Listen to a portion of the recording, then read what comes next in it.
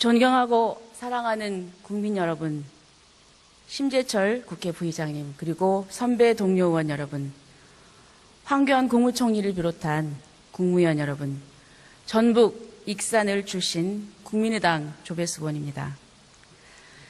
가뜩이나 살기 팍팍한 우리 국민은 이제 계속되는 지진의 공포에까지 시달리고 있습니다. 세월호 참사 이후 박근혜 대통령은 세월호 이후는 달라져야 한다며 국민안전처를 출범시켰지만 계속되는 이번 지진에도 국민의 생명과 재산을 보호해야 할 국가와 정부는 여전히 보이지 않았습니다. 날로 심화되고 있는 양극화와 악화일로의 서민경제, 남북관계 파탄과 동북아 균형외교의 실종, 연이어 터지는 기업, 검찰, 언론의 부패 카르텔, 이것이 2016년 9월 현재 박근혜 정부의 모습입니다. 이제 임기 1년 반을 남겨둔 상황에서 박근혜 대통령의 국정수행 지지도는 30%대에 불과합니다. 소통이 잘 안 됩니다. 저는 오늘 저희 대정부 질의가 대통령의 귀에 가 닿기를 바랍니다. 우리 사회에 많은 문제가 있지만 검찰개혁은 현재 가장 시급한 과제입니다. 한 국가가 번영하기 위해서는 정의와 법 질서가 바로 서야 합니다. 공의가 강물처럼 흘러야 합니다. 그 법 질서를 담당하는 사정기관을 중심에 검찰이 있습니다. 막강한 권력을 가진 검사는 업무 처리와 공직생활에 있어서 엄격한 도덕성을 갖춰야 합니다. 그래야만 일반 당사자들이 검찰의 수사 결과를 승복할 것이고 그래야 검찰이 굳건히 설 수 있습니다. 법무부 장관님 나오시기 바랍니다.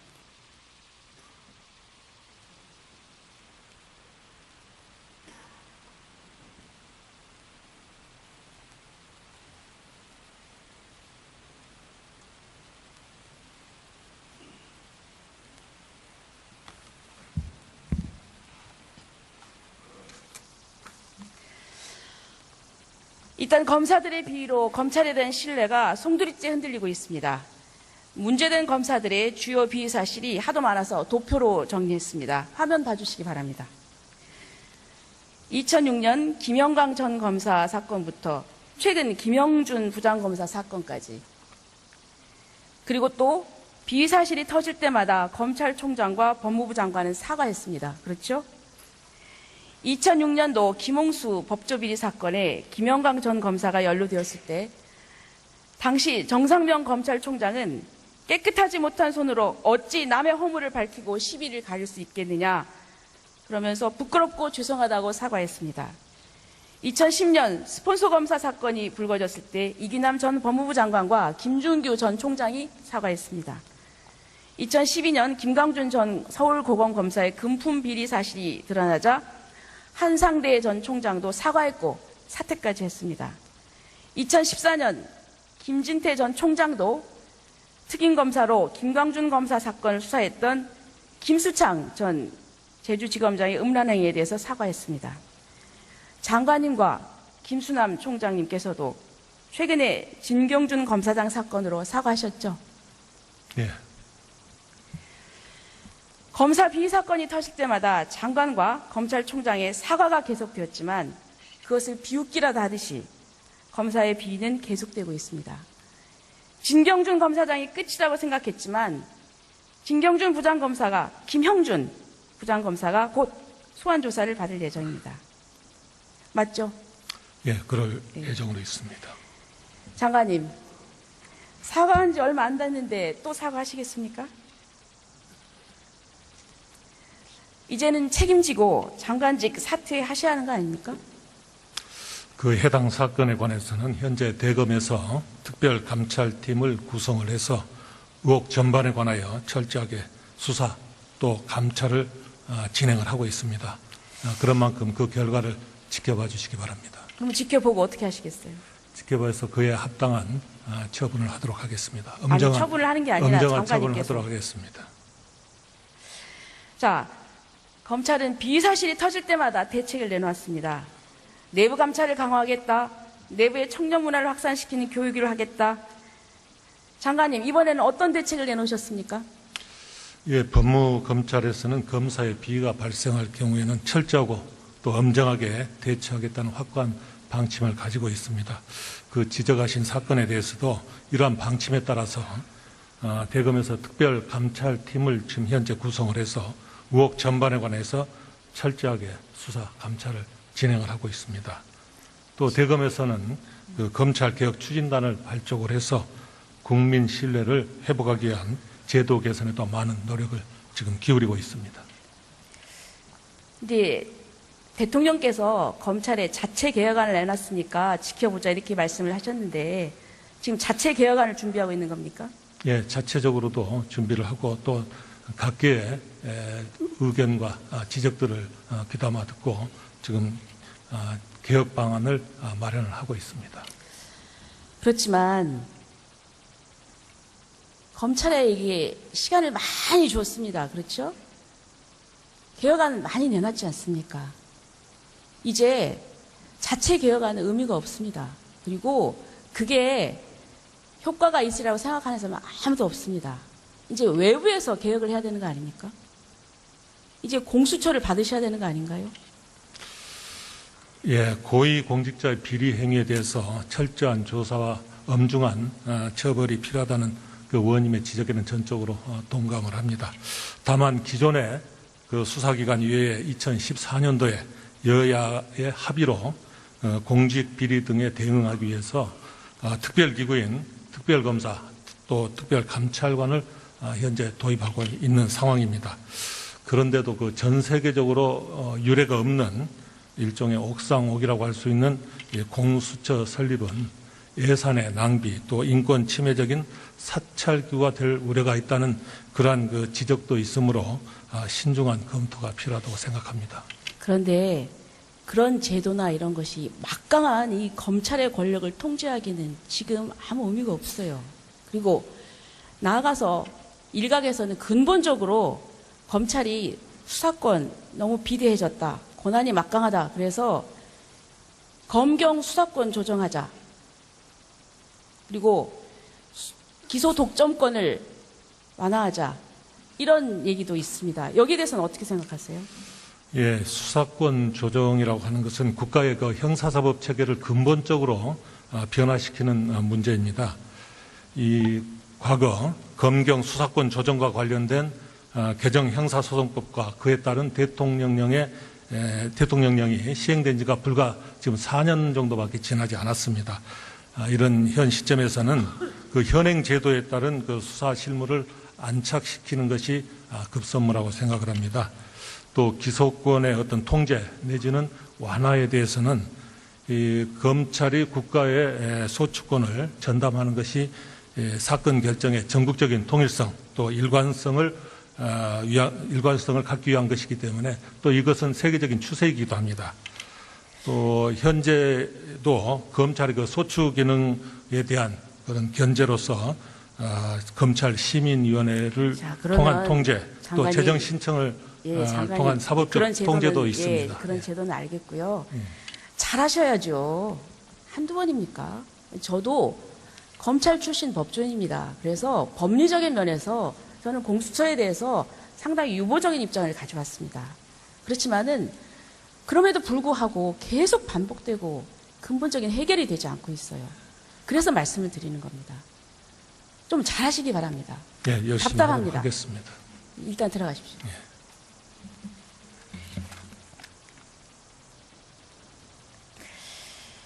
네, 총리 나오시기 바랍니다.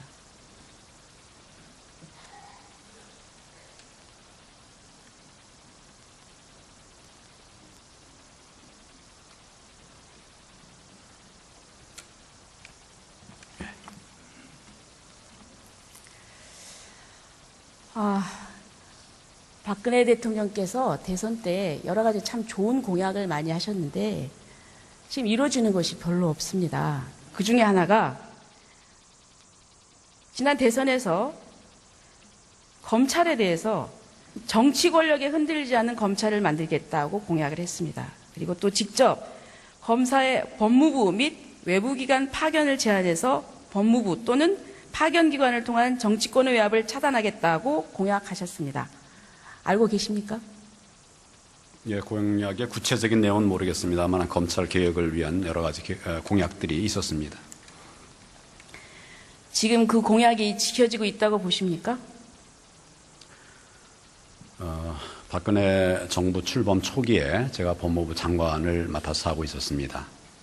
제 기억으로는 한 30여 건 정도의 검찰 개혁 과제가 있었는데 대부분 다 이행이 되고 고쳐졌습니다. 예를 들어서 검사장 직위를 많이 이제 줄였습니다. 잠깐만요. 제가 질문하는 건 두 가지입니다. 파견 문제입니다. 그 부분이 지켜지고 있다고 보십니까? 검사에 대한 외부 기관 파견을 많이 줄였습니다. 지금 완전히 다 없어지진 않았습니다만 그건 또 국가 운영 시스템상 부득이한 측면이 있어서 다 없애지는 못했습니다만은 많이 줄였고 그런 상태를 유지하고 있습니다. 자, 많이 줄였다고 하지만 핵심적인 부분에서는 변화가 없습니다. 그래서 박근혜 정부는 그 어느 정부보다도 검찰을 정치검찰로 만들고 있습니다. 우선 민정수석이 문제입니다. 자, 이 정부는 검찰 출신 인사들을 연이어 민정수석으로 임명하면서 청와대와 검찰의 연결고리를 만들고 수사와 검찰 인사에 영향력을 미치고 있습니다. 스크린을 좀 봐주십시오. 그리고 또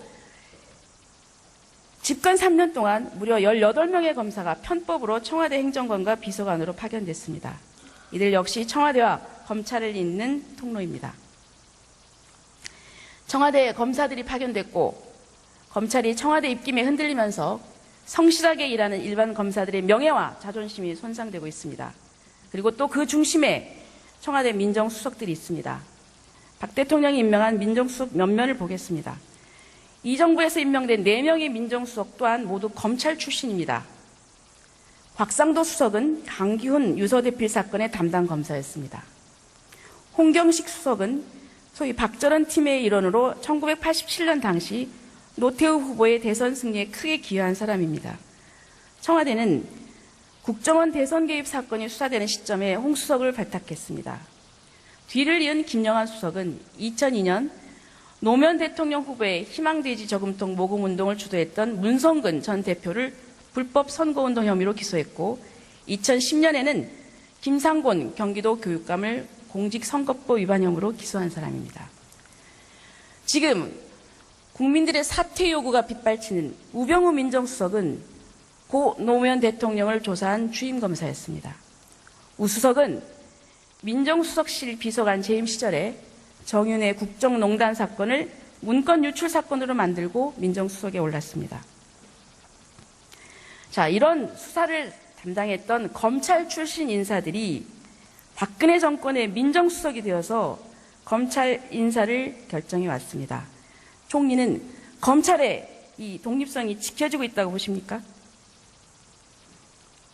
민정수석의 업무 특성상 검사 출신들이 많이 임명된 것은 대부분의 정부에서 그런 현상을 가져왔었습니다. 그것은 결국 국정의 전문성 제고라는 측면에서 법률적인 소양이 있고 경험이 있는 이런 검사 출신들을 검사가 이제 기본적으로 위원님 아시다시피 정부의 변호사의 역할도 해야 되니까 그런 측면에서 많이 이게 민정수석으로 갔습니다만은 그런 의원님을 비롯한 많은 그 걱정들 때문에 일단 현직 신분으로 가는 것들은 전부 정리를 했습니다. 그래서 사표를 내고 나가고 이렇게 해서 나갔던 민정수석이 다시 또 검찰로 들어오는 일은 없습니다. 그런 제도적인 노력을 했지만 여전히 그런 걱정들을 하시기 때문에 그런 부분들에서는 좀 아쉽게 생각합니다만은 검찰은 누가 민정수석으로 갔든 또 민정수석실에 누가 가 있든 바르게 일을 하기 위해서 노력을 하고 있다는 점을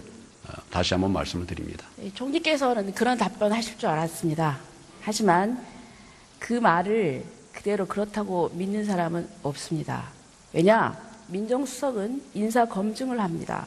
그렇기 때문에 물론 긍정적인 측면도 있죠. 하지만 그러나 그런 인사검증을 이유로 해서 사실상 검찰의 인사에 영향력을 미쳤고 그리고 검사들이 청와대의 눈치를 보게 만들었습니다. 자, 지금 청와대 민정수석 문제가 지금보다 큰 적은 없습니다. 우병우 수석 본인은 억울하다고 생각할지 모르지만 지금 많은 의혹이 있고 현재 수사를 받고 있습니다. 우수석은 진경준 검사장 외에도 이철성 경찰청장, 김재수 농림부 장관에 대한 인사 검증을 부실하게 한 책임도 있습니다. 국민들은 우수석에 대해서 어떤 수사 결과가 나와도 믿지 않을 것입니다. 검찰이 살아있는 권력인 청와대 민정수석을 상대로 어떻게 제대로 수사할 수 있겠습니까? 우병우 수석을 수사하던 특별감찰관이 오히려 검찰의 수사를 받는 처지가 됐는데 누가 감히 우수석을 공정하게 수사할 수 있겠습니까? 우수석은 임기 말을 관리해야 하는 대통령에게도 큰 부담이 되고 있고 여당에서조차 사퇴론이 일고 있습니다. 총리, 우병우 수석은 본인이 사퇴하거나 대통령이 해임하는 것이 여러모로 옳습니다. 대통령에게 우수석 해임을 건의하시겠습니까?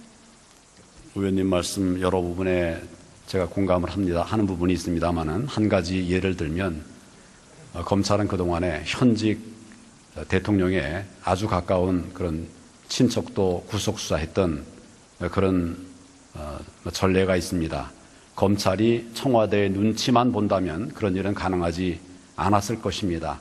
기본적으로 의원님 잘 아시는 것처럼 검사들은 최선을 다해서 바르게 하기 위해서 애를 쓰고 있고 또 수석이 누구이든 간에 검사들이 수석에게 뭘 영향을 받고 이러는 부분은 제 경험으로는 그건 그렇게 가능한 일이 아니라고 생각합니다. 황교안 총리님은 저는 예외라고 생각합니다. 그러나 제가 이제 말씀드리고 싶은 거는 총리는 대통령 그 밑에서 모든 국정을 총괄하는 책임자이십니다.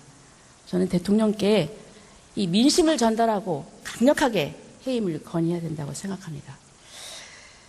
자, 그리고 이제 평화의 소녀상에 대해서 말씀드리겠습니다.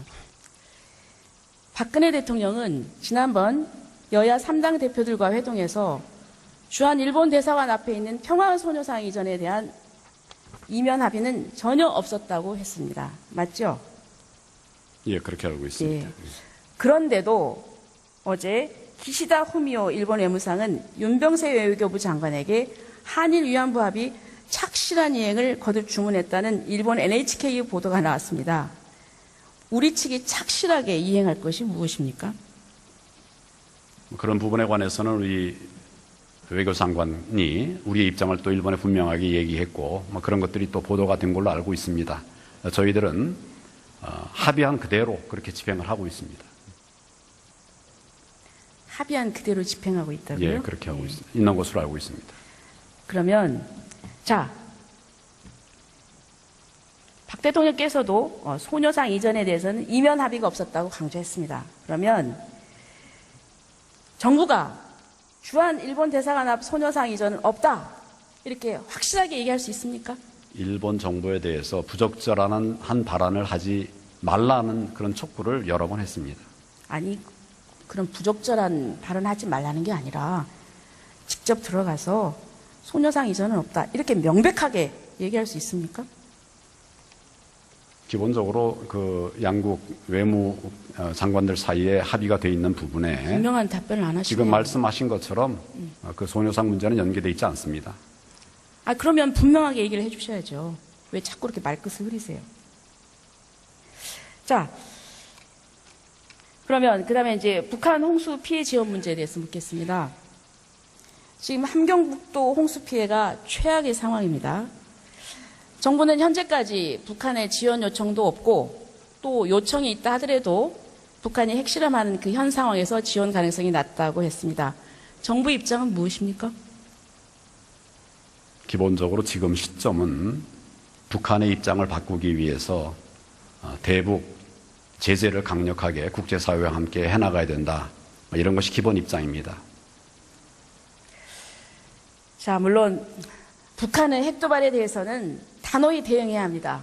그리고 북한 김정은 정권에 대한 강력한 제재 또한 필요하고 매우 중요합니다. 하지만 그것과는 별개로 북한 동포들의 생사가 걸린 현실마저 외면해서는 안 된다고 생각합니다. 그래서 지금 직접 지원이 어렵다면 최소한 민간 지원이라도 막아서는 안 된다고 생각합니다. 어떻게 생각하세요? 그 의원님 잘 아시다시피 우리가 그 북한의 어려운 사람들을 위해서 지원을 해주는 것이 그 사람들에게 정말 필요한데 사용이 된다고 하는 것이 보장이 된다면 정부의 입장이 혹시 더 지금보다 훨씬 더 분명하게 그렇게 나아갈 수 있습니다. 그러나 이런 것들이 보장이 되지 않습니다. 우리가 같이 조사를 하겠다 해도 응하지 않습니다. 국제기구가 해도 응하지 않는 것으로 제가 알고 있습니다. 이런 상황이기 때문에 그런 것들이 결국은 북한의 핵고도화에 직간접적으로 도움이 된 것이 아니냐. 이것이 해소되지 않으면 지금은 대북 제재 국면이다. 이렇게 보고 있습니다. 자, 그러나 눈앞에서 우리 북한 동포가 죽어가는데, 그리고 또 지금 쌀값이 폭락해서 농민들이 시름에 젖어 있다는 건 아시죠? 예, 쌀값이 많이 내려갔다고 지금 알고 풍년이 있습니다. 들었는데도 깃발 처지도 못 되고, 그리고 비축미가 많아서, 그래서 저는 이렇게 어려운 때에 우리 쌀로 지금 어려운 처지에 놓인 북한 동포들을 돕는 것이 동포로서 해야 될 일이 아닌가 이렇게 생각을 합니다. 어떻게 생각하세요? 인도주의 제가 차원에서 방금 말씀드렸습니다만은 그동안 이제 인도주의 차원에서 많은 민생 지원을 했습니다. 북한에. 그런데 그것이 나중에 결과적으로는 제대로 안 사용된 것들이 많다고 하는 것이 저들의 판단입니다. 그리고 이건 국제사회도 그런 부분에 관해서는 같은 걱정을 하고 있습니다. 그러나 이 부분은 이제 대승적으로 검토를 해야 된다고 생각합니다. 그리고 또 인사 편중 문제에 대해서 말씀드리겠습니다. 대통령은 또 대선 때 탕평 인사를 하겠다고 공약했습니다. 하지만 지역 편중 인사가 대단히 심각합니다. 오죽하면 여당 대표까지 나서서 대통령에게 탕평 인사, 균형 인사를 요구했습니다. 제가 통계를 뽑아봤습니다. 박근혜 정부 출범 이후 현재까지 18개 부처 전현직 장차관 117명 중에 전북 출신이 몇 명인지 아십니까? 제가 그 통계를 갖고 있지는 않습니다. 제가 알려드릴게요. 예. 지금 현직은 단 1명뿐입니다. 차관. 그리고 전현직 포함하면 4명밖에 안 됩니다. 인사가 만사라고 했습니다. 지역 통합을 위해서 노력해야 됩니다. 박근혜 정부 이제 임기가 1년 반밖에 남지 않았습니다. 이 대탕평 인사 약속은 지켜져야 합니다. 어떻게 그렇게 건의하시겠습니까? 총리님. 기본적으로 그런 노력을 정부는 하고 있습니다. 그런 부분에 관해서 이제 부족한 부분 지금 의원님 지적하시는 이런 부분들은 앞으로 더 유념하도록 그렇게 하겠습니다. 노력하신다고 했는데 결과가 이렇습니다. 누가 그 말을 믿겠습니까? 마지막으로 세월호 특조위 기간 연장에 대해서 질의하겠습니다. 세월호 선체 인양이 늦어지면서 특조위가 선체 인양도 못 본 채 해체될 위기에 처했습니다. 정부는 지난해 3월 5일이 돼서야 위원장 등에게 임명장을 주었고 그 특조위 예산은 8월 4일 국무회의에서 처음 의결됐습니다. 그래서 8개월이 지나서야 특조위 활동을 시작할 수 있었습니다. 이렇게 지연된 사유는 귀책 사유는 정부에 있습니다. 그러면 결자 해지 차원에서 정부가 나서서 특조위 활동 기간 연장해야 되는 거 아닙니까? 지금 의원님 아시는 것처럼 특조위 활동 기간이 연장이 되려고 하면 세월호 특별법이 개정이 돼야 됩니다. 법에 의하면 지금은 이미 임기가 끝났습니다. 그렇기 때문에 그 법대로 간다고 하면 지금은 이제 더 지원할 수 있는 방법이 없습니다. 자, 박 대통령께서는 그 특별법 개정은 국회에서 논의해달라고 했지만 여당은 대통령 눈치만 보고 있습니다. 이 특조위 기간 연장은 청와대가 결심하면 됩니다. 대통령께 이 세월호 특조위 기간 연장 건의하시겠습니까? 지금 특조위가 이제 이미 1년 6개월을 넘겨서 이렇게 하고 있는데 그동안에 이제 많은 논의를 했고 또 특조위도 안건을 211개 그렇게 조사를 한다고 했었습니다. 충분한 시간이 주어졌고 또 지금 법도 끝났기 때문에 이걸 다시 이제 그 활동을 하려고 하면 새로운 입법이 필요하지 않느냐 그렇게 보고 있습니다. 네. 가장 중요한 건 이제 선체 인양이 남았는데요. 그걸 못하는 겁니다. 자, 총리 자리에 들어가십시오.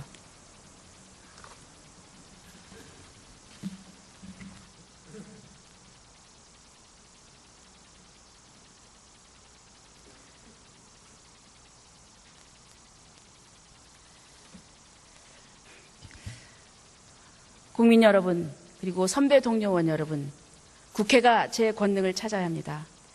권력을 국민에게 돌려드리기 위한 검찰 개혁도 대한민국을 사람이 사는 나라로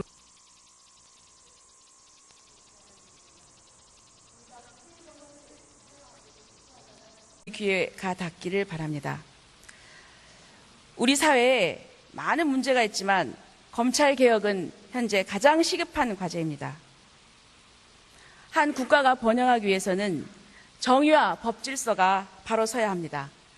공의가 강물처럼 흘러야 합니다. 그 법 질서를 담당하는 사정기관의 중심에 검찰이 있습니다.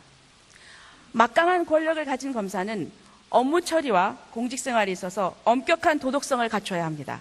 그래야만 일반 당사자들이 검찰의 수사 결과를 승복할 것이고 그래야 검찰이 굳건히 설 수 있습니다. 법무부 장관님 나오시기 바랍니다.